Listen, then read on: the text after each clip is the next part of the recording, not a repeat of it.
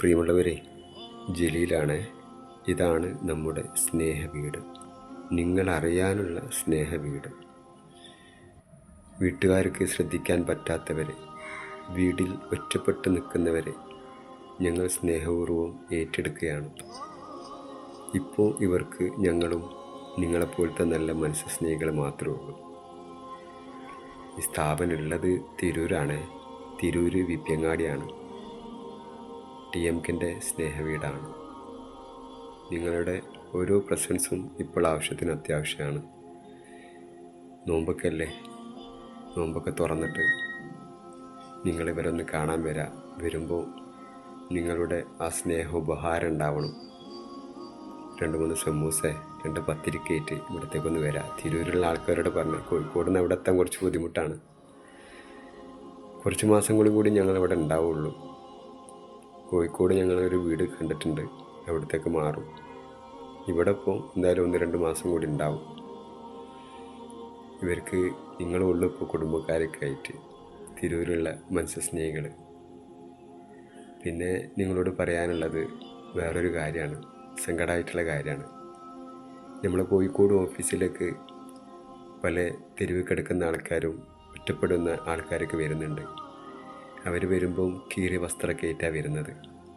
പകരം ഞങ്ങൾ യൂസേഡ് വസ്ത്രം കൊടുക്കാറുണ്ട്. ഇപ്പോൾ ഓഫീസിൽ ഒട്ടുമില്ല. ഇത് കേൾക്കുന്നവർ നിങ്ങളെ പക്കൽ യൂസേഡ് വസ്ത്രങ്ങൾ ഉണ്ടെങ്കിൽ ഒന്ന് ശേഖരിച്ച് വെക്കണം. വലിയൊരു സഹായമാവും അത്. ആവശ്യത്തിന് അത്യാവശ്യമായിട്ട് വന്നിട്ടുണ്ട്. ഈ പുണ്യമാസത്തിൽ ധാരാളം ദാനങ്ങളും സഹായം ചെയ്യുന്ന കൂട്ടത്തിൽ TMKനെ മറക്കരുത്. നിങ്ങൾ അർഹതപ്പെട്ടവർക്കാണ് ഞങ്ങൾ കൊടുക്കുന്നത്. ഒന്ന് അറിയാത്തവർ അറിയാൻ വേണ്ടി ശ്രമിക്കുക.